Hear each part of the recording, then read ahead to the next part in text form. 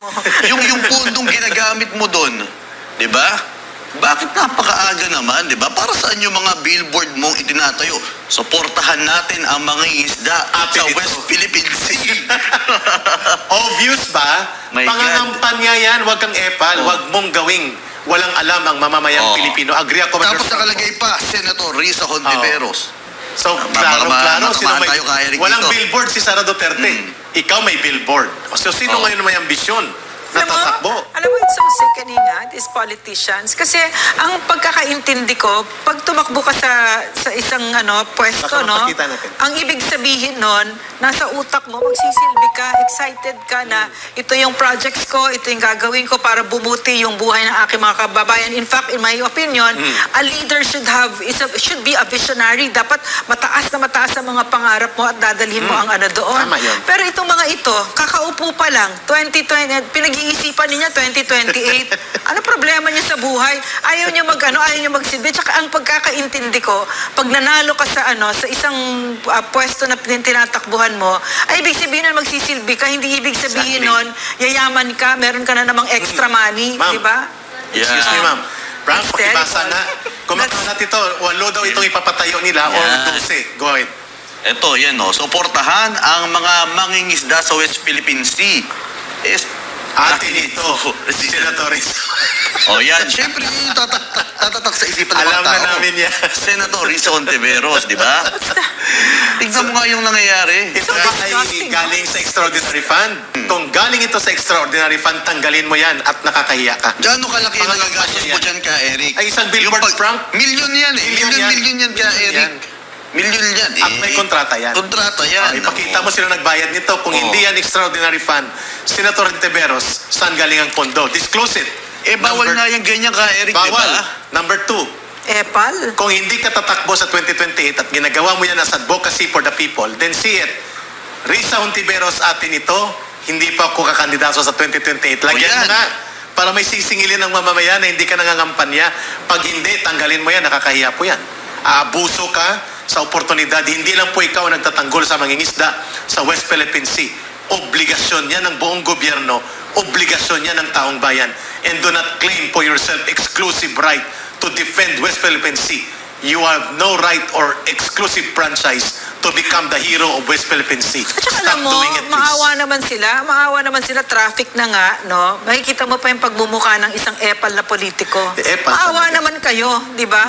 Ano ba itong... Ayan. Diba yan, di ba? Really? Dosi daw ito, ma'am, and then they're trying to put up sa Cebu, sa Iloilo, and then sa Baguio at sa Bacolod and Davao. Would the CPP have a hand in this? Tingin ko, ma'am, personal niya ito. Ito personal ito. Alam pero mo, yung sa buwatan, Eric, kikipag-usap. pansin mo yung panahon, di ba? Tinutugma niya eh.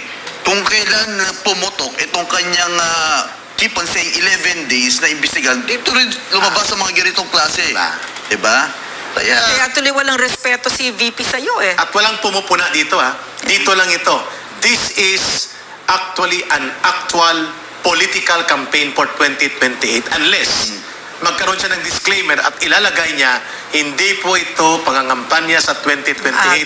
Advokasya ko lamang po ito. Alam mo, mga politiko na yan, huminahon kayo.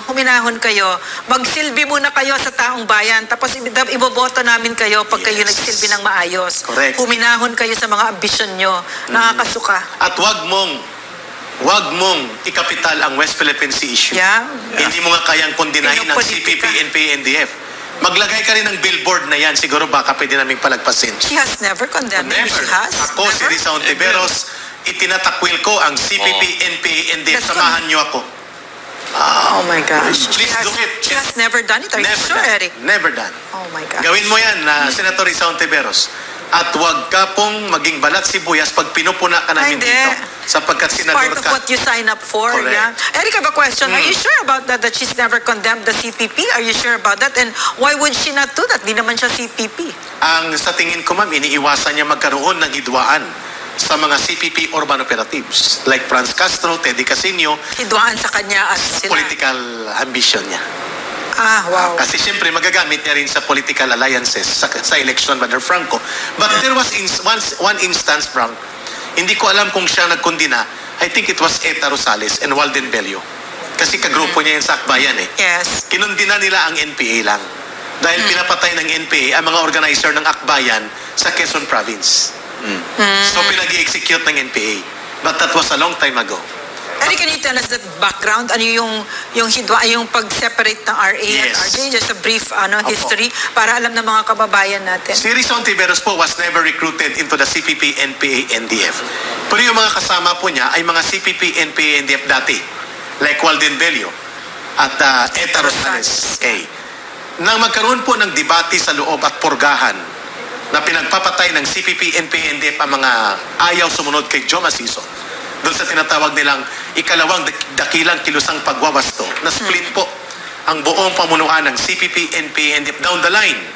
Kasama po dyan sila Eta Rosales, kasama po dyan sina Walden Bello, at bumuo sila ng grupong Siglaya or Siglo ng Paglaya at grupo ng Akbayan. And they disassociated themselves from CPP, NPA, NDF, and they become part of advocacy reform group na tinatawag nilang Siglaya at Akbayan. Later on, they became involved in party list operations and they became part of the yellow politics and alliances with the Liberal Party. Na-dis out nila dyan at na-is out, Brother Franco, Ma'am Lorraine, ang CPP sa alliance sa Liberal Party, lalo na sa panahon ni Ninoy Aquino. I have a question, Eric. Si Senator Risa Ontiveros, has she made a clear accounting about the PhilHealth scandal? There was a parang scandal Iniiwasan niya yan involving her. Oh, really? Iniiwasan niya, sabi niya, that is a dead issue. No, it's That is not. already settled. What? Hindi po, dapat po magpaliwanag din kayo nung nangyari nung kayo ni sa PhilHealth. Was she appointed as CEO of PhilHealth? I think so. During the panahon of Noynoy Aquino. Noynoy Aquino. And I think, Brother Franco, she has also to explain her extraordinary fund.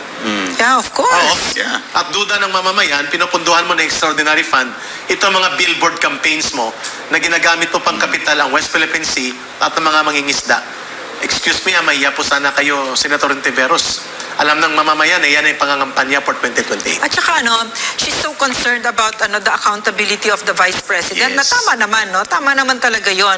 Pero hinihingi din namin yun sa'yo. Explain nyo pala siya pala yun, no? Oh. Alam mo yung kasabihan, people who live in glass houses shouldn't be throwing stones. Correct. So ito, Ma'am Senator, you're so concerned about the accountability and transparency of the Vice President. Yung pala, meron ka palang tinatago dyan na extraordinary funds. Give us an accounting of